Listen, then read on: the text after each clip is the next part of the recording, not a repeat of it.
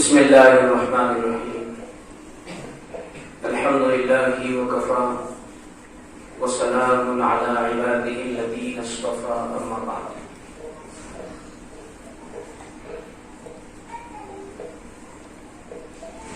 فأعوذ بالله من الشيطان الرجيم. بسم الله الرحمن الرحيم. ومن يطع الله والرسول فأولئك مع الذين أنعم الله عليهم من النبيين والصديقين والشهداء والصالحين وحسن أولئك رفيقا. سبحان ربك رب العزة عما يصفون وسلام على المرسلين والحمد لله رب العالمين. اللهم صل على سيدنا محمد وعلى آل سيدنا محمد وبارك وسلم. اللهم صل على سيدنا محمد وعلى آل سيدنا محمد وبارك وسلم. اللهم صل على سيدنا محمد وعلى آل سيدنا محمد وبارك وسلم.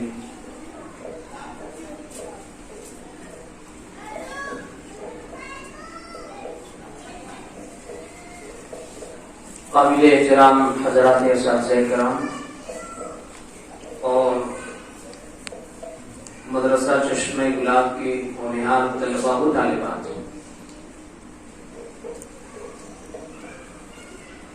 ربیع الاول کا مہینہ چل رہا ہے. اس مہینے کی آج کتنی تاریخ ہے؟ اور کل کتنی تاریخ ہے؟ 12 تاریخ کو کیا بولتے ہیں؟ 12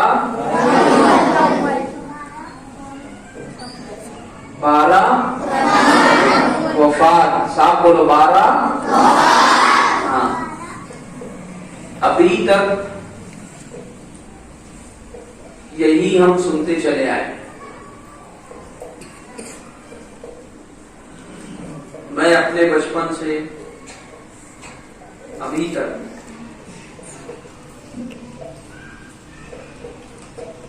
ابھی سے چند سال پہلے تک کے یہی سنتا تھا کہ 12 ربیع الاول کی جو تاریخ ہوتی ہے اس دن کو 12 وفات کہتے ہیں. 12 وفات کیوں کہتے ہیں؟ وہ اس لیے کہ اسی تاریخ کو 12 ربیع الاول کو ہم سب کے آقا حضرت محمد رسول اللہ صلی اللہ علیہ وآلہ وسلم کا وصال ہوا. آپ اس دنیا سے کوچ کر کے اللہ کی جوار رحمت میں چلے گئے، اللہ کے پاس چلے گئے.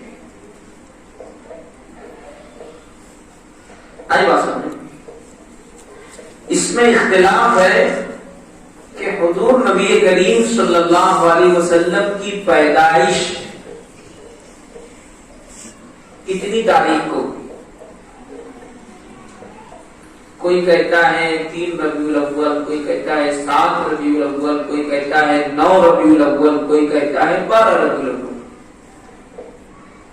پیدائش دنیا میں آنے کی تاریخ اس میں اختلاف ہے، لیکن دنیا سے جانے کی جو تاریخ ہے 12 ربیع الاول، یہ فائنل ہے، یہ یقینی ہے، یہ حتمی ہے. جتنے بھی لوگ ہیں سب یہ کہتے ہیں کہ 12 ربیع الاول کو ہمارے آقا حضرت محمد رسول اللہ صلی اللہ علیہ وآلہ وسلم کی وفات مبارک ہوئی. لیکن شیطان جو ہے یہ غلط کاموں کو، غلط چیزوں کو جن کا دین سے، اسلام سے، شریعت سے، صحابہ سے، تابعین سے کوئی تعلق نہیں ہوتا، اس کو خوشنما بنا کر، اچھا بنا کر، بہترین بنا کر لوگوں کے سامنے پیش کرتا ہے. تو جو لوگ دین سے واقف نہیں ہوتے، شریعت سے واقف نہیں ہوتے، قرآن اور حدیث سے واقف نہیں ہوتے، علماء سے جن کا رابطہ نہیں ہوتا، تو وہ لوگ ان کی باتوں کے اندر آ جاتے ہیں۔ ایسا ہی معاملہ بالکل 12 ربیع الاول کے ساتھ بھی ہوا ہے۔ کہنے لگے کہ یہ 12 ربیع الاول یہ عیدوں کی عید ہے۔ عیدوں کی عید ہے، عیدوں کی عید، جبکہ اسلام میں کتنی عید ہے؟ سوچ کے بولو، پکا؟ 2 عید ہے۔ ایک عید ہے، پہلی عید کو کیا کہتے ہیں؟ عید الفطر۔ دوسری عید کو عید الاضحیٰ۔ سب کی نظر میری طرف، 2 عید ہے۔ تیسری عید کا کوئی تصور نہیں۔ جمعہ کا جو دن ہوتا ہے اسے چھوٹی عید کہتے ہیں، لیکن تہوار کے اعتبار سے صرف 2 عیدیں ہیں، باقی تیسری اور چوتھی اور 5ویں کا کوئی تصور نہیں ہے شریعت میں۔ اگر ہوتی تو قرآن کے اندر آتا کہ نہیں آتا؟ بولو، حدیث میں آتا کہ نہیں آتا؟ حضور اکرم صلی اللہ علیہ وسلم مناتے کہ نہیں مناتے؟ صحابہ کرام مناتے کہ نہیں مناتے؟ تابعین مناتے کہ نہیں مناتے؟ امام ابو حنیفہ مناتے کہ نہیں مناتے؟ خواجہ معین الدین اجمیری مناتے کہ نہیں مناتے؟ علاق الدین اولیاء مناتے کہ نہیں مناتے؟ لیکن نہ تو قرآن میں ہے، نہ حدیث میں ہے، نہ صحابہ نے بنایا، نہ تابعین نے بنایا، نہ تبع تابعین نے بنایا۔ حضور نبی کریم صلی اللہ علیہ وسلم کی زندگی میں 63 مرتبہ ربیع الاول آیا۔ 12 ربیع الاول آئے کہ نہیں آئے؟ ہر سال آیا۔ آپ نے کبھی بھی نہیں منایا، کبھی بھی نہیں منایا۔ حضرت ابوبکر صدیق رضی اللہ تعالیٰ عنہ کے زمانے خلافت میں 2 سال آیا، 2 مرتبہ آیا، نہیں منایا۔ حضرت عمر بن خطاب کے زمانے خلافت میں 10 سال تک آیا، 10 مرتبہ آیا، نہیں منایا۔ حضرت عثمان بن عفان کے زمانے خلافت میں 13 مرتبہ آیا، انہوں نے نہیں منایا۔ حضرت علی کے زمانے خلافت میں تقریباً 5 مرتبہ آیا، انہوں نے نہیں منایا۔ حضرت حسن رضی اللہ عنہ کے زمانے خلافت میں 1 مرتبہ آیا، انہوں نے بھی نہیں منایا۔ حضرت معاویہ کے زمانے خلافت میں آیا، انہوں نے نہیں منایا۔ امام ابو حنیفہ نے نہیں منایا، امام مالک نے نہیں منایا، امام شافعی نے نہیں منایا، امام احمد بن حنبل نے نہیں منایا۔ تو اس لیے ہم کو بھی منانا چاہیے، ہوش میں نہیں ہو، اس لیے ہم کو بھی منانا چاہیے؟ نہیں نہیں نہیں۔ جیسے عام دن ہوتے ہیں، ہمیں اس دن کو بھی ایسے ہی گزار دینا ہے، کوئی خاص ہم کو اہتمام نہیں کرنا ہے۔ آئی بات سمجھیں؟ دیکھو، کل قیامت کے دن جب ہم مر جائیں گے، قبر میں چلے جائیں گے، اللہ کے پاس حاضر ہوں گے، ہے نا، تو اللہ پاک ہم سے یہ نہیں پوچھیں گے کہ میرے بندے تو نے جھنڈی لگایا تھا کہ نہیں لگایا تھا، تو نے اپنے گھر پر لائٹنگ لگائی تھی کہ نہیں لگائی تھی، تو نے اپنے گھر کو لیپا پوتا تھا کہ نہیں پوتا تھا، تو 12 ربیع الاول کو جلوس میں گیا تھا کہ نہیں گیا تھا، یہ پوچھیں گے؟ نہیں، یہ پوچھیں گے تو کیا کر کے آیا ہے، تو کیسے اپنی زندگی کو گزار کر کے آیا ہے، یہ سوال ہوگا۔ آئے بات، اس لیے اپنے لوگوں کو سب سے پہلے اپنی زندگیوں کو بنانا ہے اور سنوارنا ہے، بس یہ کرنا ہے۔ دیکھو، جیسے تم لوگ ایسے چرری ہو نا، چھوٹے چھوٹے، ایسے ہی حضور اکرم صلی اللہ علیہ وسلم کے زمانے میں صحابہ کرام بھی چھوٹے چھوٹے تھے۔ ارے چھوٹے سے ہی بڑے ہوتے نا، تو ایسے ہی صحابہ کرام بھی تھے۔ تو حضور اکرم صلی اللہ علیہ وسلم سے وہ بہت محبت کرتے، تو ہمیں بھی نبی کریم صلی اللہ علیہ وسلم سے محبت کرنی چاہیے۔ ہم سب کچھ برداشت کر سکتے ہیں، لیکن اگر کسی نے ہمارے نبی کی شان میں گستاخی کی ہم اس کو برداشت نہیں کر سکتے۔ اگر جیسے گستاخی جیسے اگر ہم اچھے ہیں، پاورفل ہیں، اگر ہمارے سامنے کوئی ہماری ماں کو، ہمارے باپ کو، ہے نا، ہمارے بھائی کو، ہماری بہن کو گالی دے گا، برا بلا بولے گا، ہم برداشت کریں گے؟ نہیں برداشت کریں گے۔ تو ایسے ہی ہمارے نبی کو اگر کسی نے برا بلا کہا، گستاخی کی آپ کی شان میں، ہم برداشت تو نہیں کر سکتے۔ جو جان مانگو گے تو جان دیں گے، جو مال مانگو گے تو مال دیں گے، لیکن ہم سے یہ نہ ہو سکے گا نبی کا جاہو جلال دیں۔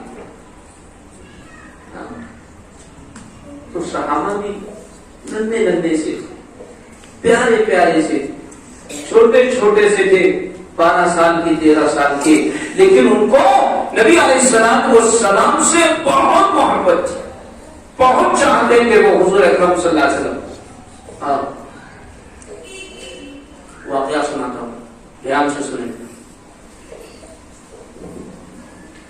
ہمارے آقا حضرت محمد رسول اللہ صلی اللہ علیہ وسلم جس وقت تو مکہ سے مدینہ ہجرت کر کے تشریف لے گئے،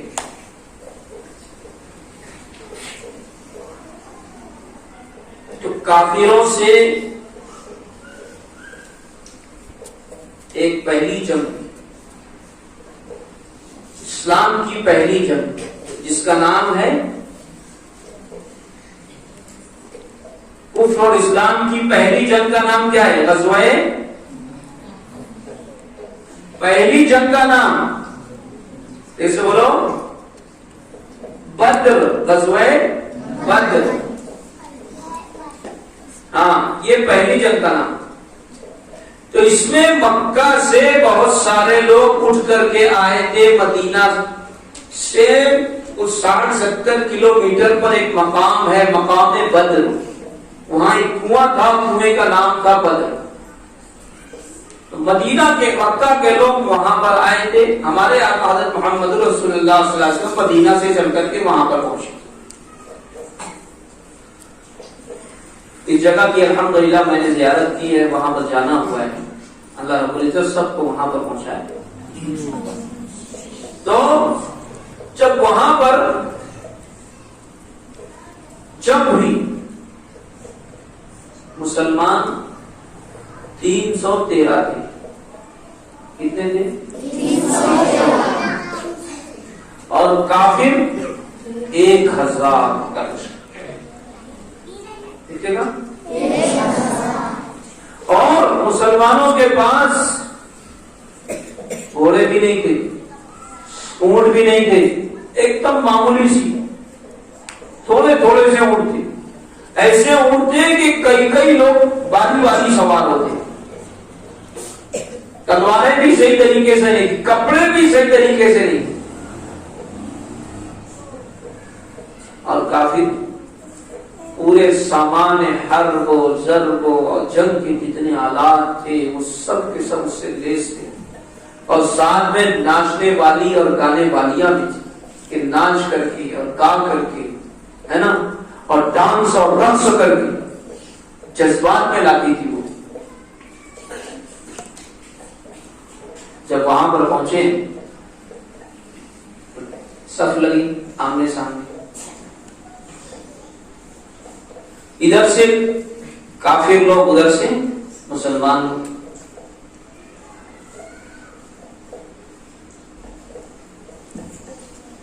کافر اور ادھر سے مسلمان۔ اب جب جنگ لگی، ایک بہت بڑے صحابی ہیں، ان کا نام ہے عبد الرحمن ابن عوف رضی اللہ عنہ، بہت بڑے صحابی ہیں، اور بعد میں بہت مالدار ہیں، بہت مالدار، ہاں، یعنی ایسے مالدار تھے کہ ملک شام سے تجارتی قافلہ ان کا روانہ ہوتا تھا تو پہلا اونٹ مدینہ گیا، دوسرا اونٹ جو ہوتا ملک شام کے اندر ہوتا. اتنے بڑے مالدار تھے عبدالرحمن ابن عوف رضی اللہ تعالی. تو جب جنگ کی صف لگی تو عبدالرحمن ابن عوف رضی اللہ عنہ فرماتے ہیں کہ میں نے جائزہ لیا یار میرے آزو بازو کون ہے، کیونکہ کیا ہے اب جنگ کا معاملہ ہے نا، سامنے سے تلوار لے کر کے کوئی آئے گا وہ استقبال کرنے تھوڑی آئے گا، وہ تو ڈائریکٹ سر قلم کرنے آئے گا. تو عبدالرحمن ابن عوف فرماتے ہیں کہ میں نے اپنے آزو بازو کا جائزہ لیا کہ لاؤ ذرا دیکھو تو اس سائڈ کون ہے اس سائڈ کون ہے، تاکہ اگر میرے اوپر کوئی حملہ کرنے کے لیے آوے تو ذرا آزو بازو والے میرے کو بچا لیں. عبدالرحمن ابن عوف رضی اللہ عنہ فرماتے ہیں کہ میں نے جب اپنی دائیں طرف دیکھا تو ایک بچہ ہے، بائیں طرف دیکھا تو ایک بچہ ہے، دونوں طرف بچے. عبدالرحمن ابن عوف رضی اللہ عنہ نے اپنے دل میں سوچا بچے ہیں دونوں. وہ کہتے ہیں کہ بھائی اسی سوچ میں تھا کہ دائیں طرف والا لڑکا کہتا ہے چچا جان. میں نے کہا بولو بیٹے. کہا کہ کیا تم ابو جہل کو جانتے ہو؟ کس کو؟ ابو جہل. ابو جہل کون تھا؟ کہ مسلمانوں کا کٹر ترین دشمن تھا، اسلام کا اور پیغمبر اسلام صلی اللہ علیہ وسلم کا کٹر ترین دشمن تھا. حضور نبی کریم صلی اللہ علیہ وسلم کو گالیاں دیتا تھا، برا بھلا دیتا اور بہت بہادر تھا، بہت بہادر تھا، ایک نمبر کا آدمی سمجھا جاتا تھا وہ کا، بہت بہادر پہلوان. اس کے سامنے کوئی چیتا نہیں تھا. اس نے پوچھا دائیں طرف والے نے چچا جان کیا آپ ابو جہل کو پہچانتے ہو؟ عبدالرحمن ابن عوف کہتے ہیں میں نے کہا جی ہاں پہچانتا ہوں، کیا بات ہے؟ تو بچے نے کہا کہ ہم نے سنا ہے، شاعر نے کہا ہے سنا ہے قسم کھائی ہے ماریں گے ناری کو، قسم کھائی ہے ماریں گے ناری کو، سنا ہے گالیاں دیتا ہے محبوب والی کو. ہم نے سنا ہے کہ وہ ہمارے آقا ہمارے محبوب حضرت محمد رسول اللہ صلی اللہ علیہ وآلہ وسلم کو گالیاں دیتا ہے. بولے پھر کہا کہ وہ دکھ جائے یا تو وہ رہے گا یا ہم رہیں گے یا میں رہوں. عبدالرحمن ابن عوف کہتے ہیں ابھی وہ دائیں طرف والا اپنے سوال کو مکمل بھی نہیں کر پایا تھا، میں نے اب اس کو جواب بھی نہیں دے پایا تھا کہ بائیں طرف والا یہی سوال کرتا ہے چچا جان کیا آپ ابو جہل کو جانتے ہو؟ میں نے کہا ہاں جانتا ہوں. کہا کیا غرض ہے؟ کہا غرض یہ ہے کہ میں نے سنا ہے کہ وہ جناب محمد رسول اللہ صلی اللہ علیہ وآلہ وسلم کو گالیاں دیتا ہے. کہا کہ اگر میں اس کو دیکھ لوں گا یا تو اس کو جو ہے میں ختم کر دوں گا یا تو وہ رہے گا یا میں رہوں گا.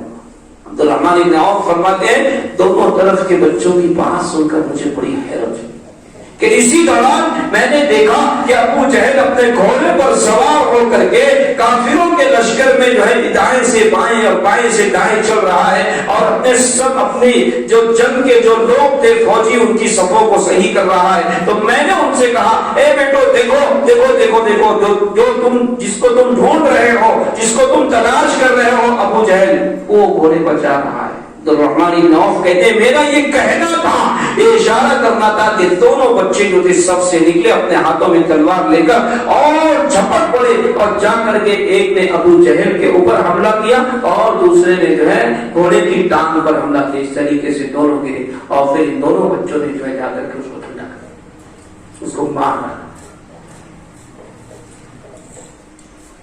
بتانے کا مقصد یہ کہ بچے تھے چھوٹے چھوٹے. ایک کا نام تھا معاذ، کیا نام تھا؟ معاذ. اور دوسرے کا نام تھا معاویز. معاذ اور معاویز یہ دونوں نوجوان بچے 13-14 سال کی ان کی عمر تھی اور ان کے اندر کتنی بہادری کہ ہمارے نبی کو گالی دے گا ہم اس کو برداشت نہیں کر سکتے. یہ نبی سے محبت تھی. ایسی ہی محبت اپنے دل کے اندر بھی پیدا کرنی ہے. آئی بات سن؟ ہاں ہاں. ایک اور واقعہ سنو. حضرت زید ابن حارثہ رضی اللہ عنہ، یہ نبی کریم صلی اللہ علیہ وسلم کے منہ بولے بیٹے تھے. کیا تھے؟ منہ بولے بیٹے، یعنی بیٹے جیسے انہوں نے پالا. پہلے یہ ہوتا تھا انسان بکتے. زید ابن حارثہ رضی اللہ عنہ مکہ کے رہنے والے نہیں تھے، وہ کسی دوسرے علاقے کے رہنے والے تھے. وہ اپنے ماں کے ساتھ اپنی ننیال جا رہے تھے. ایک جگہ ان لوگوں نے پڑاؤ کیا، ڈاکوؤں نے حملہ کیا اور سب کو گرفتار کر لیا. زید ابن حارثہ کو بھی پکڑ لیے اور ان کو لا کر کے مکہ کے بازار کے اندر بیچ دی.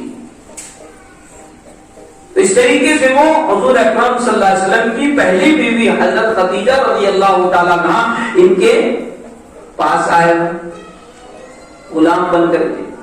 حضرت خدیجہ رضی اللہ تعالیٰ عنہا نے جب جناب نبی کریم صلی اللہ علیہ وسلم سے آپ کا نکاح ہوا تو آپ نے حضرت زید کو حضور کی خدمت میں دے دیا کہ یہ بچہ، یہ غلام ہے، یہ آپ کی خدمت کرے گا.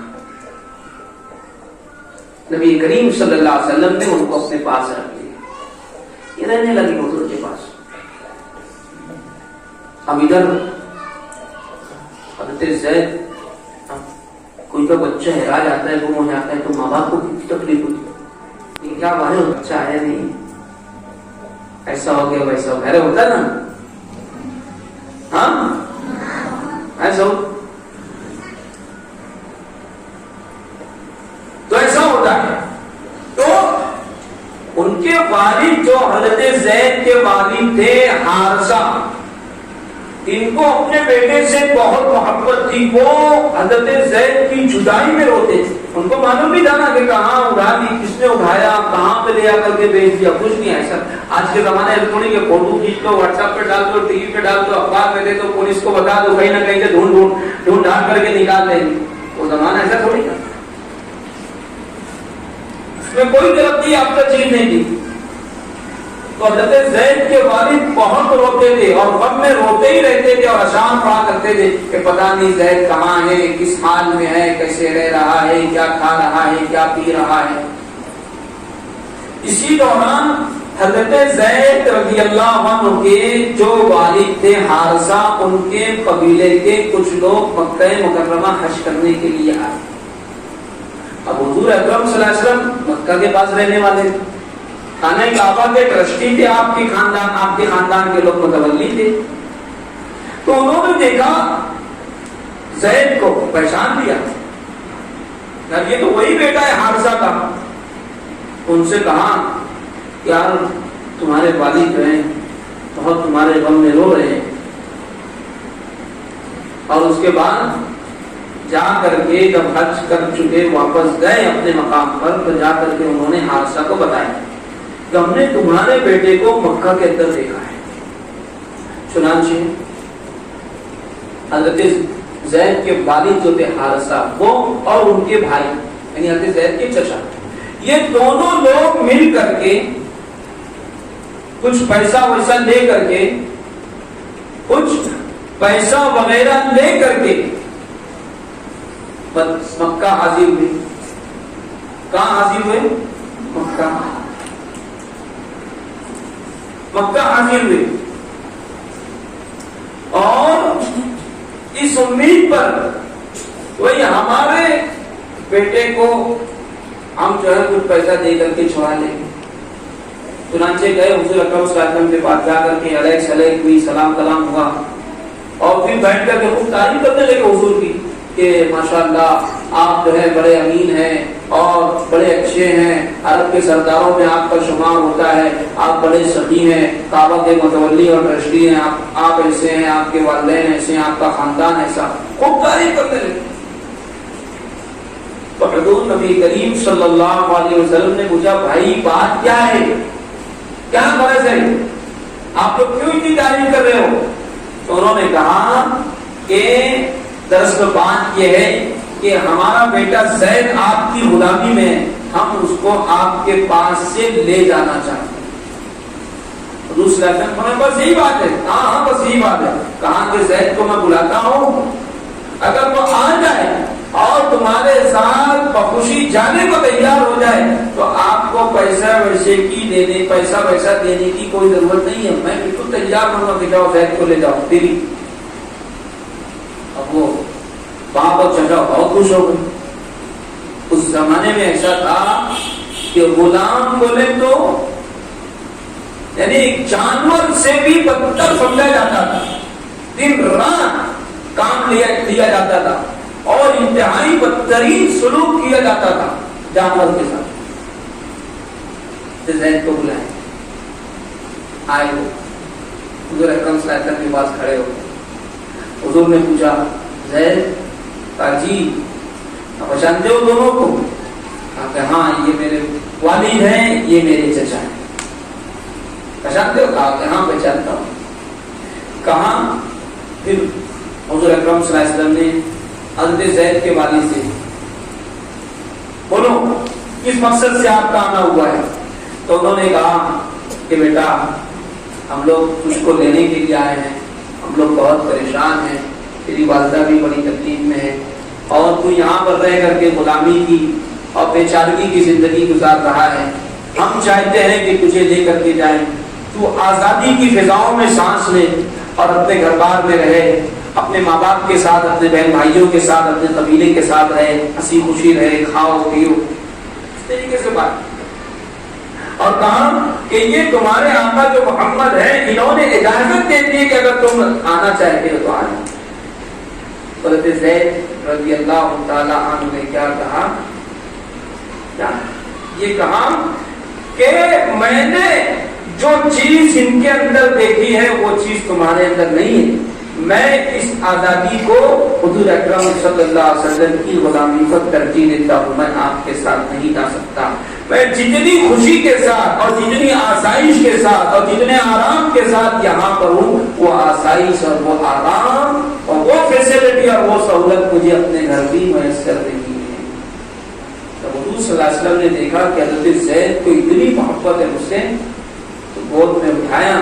حضور اکرم صلی اللہ علیہ وسلم نے حضرت زید کو بچے کے اٹھا کر کے کھانے کا وقت کر لے گئے اور یہ اعلان کیا کہ سن لو آج سے یہ زید جو ہے یہ میرے بیٹے ہیں، انہوں نے اپنا بیٹا بنایا۔ حضور اکرم صلی اللہ علیہ وسلم کتنے سے تھے وہ زید؟ چھوٹے سے، لیکن ان کو کتنی محبت کی حضور سے کہ اپنے ماں باپ کو انہوں نے جو ہے چھوڑ دیا، کس کے لیے؟ نبی علیہ السلام کی خاطر۔ تو پیارے بچوں اور بچیوں، تمہیں بھی اپنے اندر حضور اکرم صلی اللہ علیہ وسلم سے عشق اور محبت پیدا کرنا ہے۔ پتا کریں گے انشاءاللہ۔ اب دیکھو یہ تو ہمارا دعویٰ ہے، کوئی بھی دعویٰ ہوتا ہے تو اس کی دلیل ہوتی ہے۔ اگر آدمی کسی چیز کا دعویٰ کرے تو اس سے لوگ دلیل مانگیں۔ جیسے اگر یہ انس کہہ دے کہ میں حافظ قرآن ہوں، میں حافظ قرآن ہوں، تو بولے کہ بھائی ٹھیک ہے آپ حافظ قرآن ہو تو لاؤ سند لاؤ۔ سند مانگتے ہیں نا؟ ارے بولو نا، سند اس لیے دی جاتی ہے نا تاکہ اگر کہیں پر ضرورت پڑے تو یہ سند پیش کر سکے۔ تو ایسے ہی اگر تم یہ کہہ رہے ہو کہ ہمیں حضور اکرم صلی اللہ علیہ وسلم سے محبت ہے تو اس کی دلیل ہونا چاہیے، اور دلیل کیا ہوگی؟ حضور صلی اللہ علیہ وسلم کی سنتوں پر عمل کرنا، آپ کے پیارے طریقے پر عمل کرنا۔ اور یہ ساری چیزیں تم کو کس میں بتائی جا رہی ہے؟ دینیات کے پیریڈ میں۔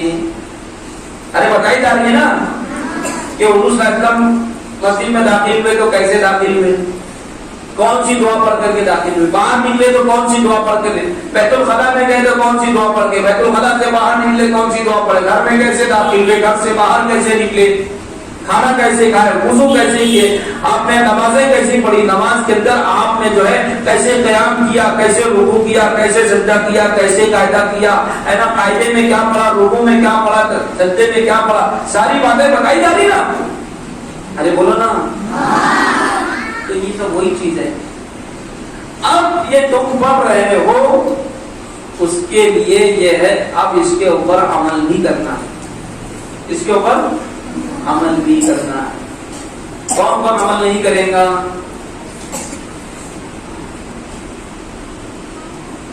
سب لوگ عمل کریں گے انشاءاللہ؟ بتاؤ کون کون عمل کرے گا؟ ماشاءاللہ، ہاتھ نیچے کر لو۔ اللہ تعالیٰ قبول فرمائے، اور اللہ تعالیٰ تم سب کو اور مجھے بھی اپنے نبی صلی اللہ علیہ وسلم کا سچا، پکا اور ایک نمبر والا متبع اور فرما بردار، دو نمبر ہی نہیں، دو نمبر ہی نہیں، صرف پکنے والا نہیں، صرف زبانی جمع خرچہ نہیں کہ حضور کا دامن نہیں چھوڑے، لیکن پکڑتے ہی نہیں تو چھوڑنے کی بات کیا ہے؟ اب حضور صلی اللہ علیہ وسلم تو ہے نہیں تو حضور کا دامن، حضور کے دامن سے مراد یہ ہے کہ ہم حضور کی مانیں گے۔ اس موقع پر میں اکثر کہتا ہوں، ہے نا، اکثر تم لوگ بھی مثال سے ہو، جیسے ایک لڑکا ہے اور وہ کہتا ہے اپنے ابا کو، ابا جان مجھے آپ سے بہت محبت ہے، میں آپ کو بہت چاہتا ہوں۔ ابا بولے بیٹا پانی پلاؤ، بیٹا بولتا ہے ابا جان یہ پانی وانی کیا چیز ہے، مجھے تو آپ سے بہت محبت ہے، میں تو آپ کو بہت چاہتا ہوں، پانی لانے کے لیے بہت دور جانا پڑے گا، میں آپ سے ایک لمحے کے لیے بھی جدا نہیں ہو سکتا۔ ابا جان کہتے ہیں بیٹا بڑی زوروں کی پیاس لگ رہی ہے، حلق میں کانٹے آ گئے ہیں، بولے نہیں جا رہا ہے، زبان سوکھ گئی ہے، پانی لاؤ ورنہ میری حالت خراب ہو جائے گی۔ تو بیٹا فوراً کہتا ہے ابا جان یہ سب چھوڑیے، مجھے تو آپ سے بہت محبت ہے، میں آپ کو بہت چاہتا ہوں، بتاؤ ایسا لڑکا فرما بردار ہوگا، ایسا لڑکا اپنے باپ کی ماننے والا ہوگا، ایسا لڑکا اپنے باپ کا تابعدار ہوگا، ایسا لڑکا ایک نمبر کا چیٹنگ باز ہوگا، ایسا لڑکا ایک نمبر کا فراڈی ہوگا، ایسا لڑکا ایک نمبر کا دھوکے باز ہوگا۔ ایسے ہی ہمارے بعد یہاں بھی معاملات ہوتے ہیں کہ بھائی نبی کی ہم سنیں گے، نبی کی ہم مانیں گے، لیکن نبی کے ماننے کی جب بات آتی ہے تو دعویٰ خالی ہو جاتا ہے، صفر ہو جاتا ہے، نمازوں کا اہتمام نہیں، سنتوں کا اہتمام نہیں، ڈی جے بجا کر کے، ڈی جے بجانا حضور نبی کریم صلی اللہ علیہ وسلم کو اللہ رب العزت نے اس دنیا کے اندر جو بھیجا ہے وہ یہ گانے اور ناچنے کے آلات کو ختم کرنے کے لیے، اگر نبی کے نام پر، نبی کی ولادت کے نام پر، نبی کی سنت کے نام پر اگر ڈی جے بجایا جائے گا، کیا ایسا شخص عاشق کہلائے گا؟ بولو۔ خلاصہ کلام یہ آخری میں ایک دم کہ کل 12 ربیع الاول کا دن ہے، 12 وفات جسے کہا جاتا ہے۔ 12 وفات تو ہمارے آقا حضرت محمد صلی اللہ علیہ وسلم کی وفات بھی آپ اس دنیا سے تشریف لے گئے۔ اگر کوئی یہ کہتا ہے کہ کل کا دن جو ہے عیدوں کی عید ہے، یہ غلط ہے، اس کا اسلام سے اور دین سے اور شریعت سے اس کا کوئی تعلق نہیں ہے۔ ہمیں نہ تو جھنڈیاں لگانا ہے اور نہ خوشیاں منانی ہے، ہمیں تو جیسے ہم عام دن میں رہتے ہیں ہمیں ویسے ہی رہنا ہے، بلکہ کل کے روز جو ہے ہمیں زیادہ سے زیادہ حضور پاک صلی اللہ علیہ وآلہ وسلم پر درود پاک کا نذرانہ پیش کرنا ہے۔ بولو صلی اللہ علیہ وسلم۔ ہاں، کم سے کم ایک ایک بندہ، ایک ایک طالب علم کل کے روز 12 ربیع الاول کا دن ہے 1000 مرتبہ درود پاک کا نذرانہ پیش کرے۔ کتنی مرتبہ؟ 1000۔ بتاؤ کون کون پیش کرے گا؟ ایک دم محبت کے ساتھ، محبت کے ساتھ۔ ہاتھ نیچے کرو، دیکھو بیٹا حضور صلی اللہ علیہ وسلم کے ہمارے اوپر بہت احسانات ہیں، محبت کے ساتھ آپ کا نام میں ہم مزہ آنا چاہیے.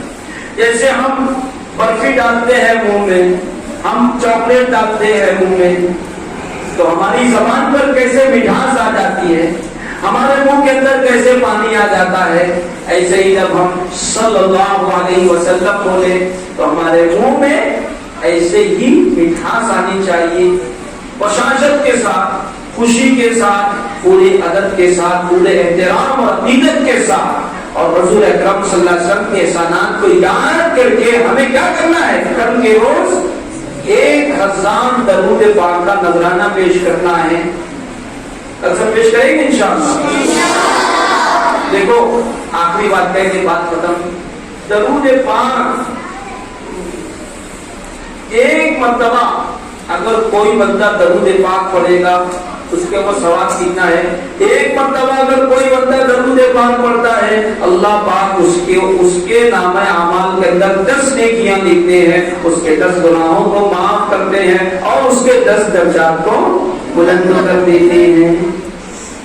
سب سے چھوٹا درود صلی اللہ علیہ وسلم، سب سے بہترین درود درود ابراہیم جو نماز کے اندر پڑھا جاتا ہے، اللہم صلی علی محمد وعلی آل محمد کما صلیت علی ابراہیم وعلی آل ابراہیم انک حمید مجید، اللہم بارک علی محمد وعلی آل محمد کما بارکت علی ابراہیم وعلی آل ابراہیم انک حمید مجید. اللہ رب العزت ہم سب کو اپنے نبی صلی اللہ علیہ وسلم کا سچا پکا متبع اور مطیع اور فرمانبردار بنائیں، اور آپ سب بچوں کو، ایک ایک بچے کو اللہ کے نبی صلی اللہ علیہ وسلم کا سچا اور پکا عاشق بنائیں. آمین.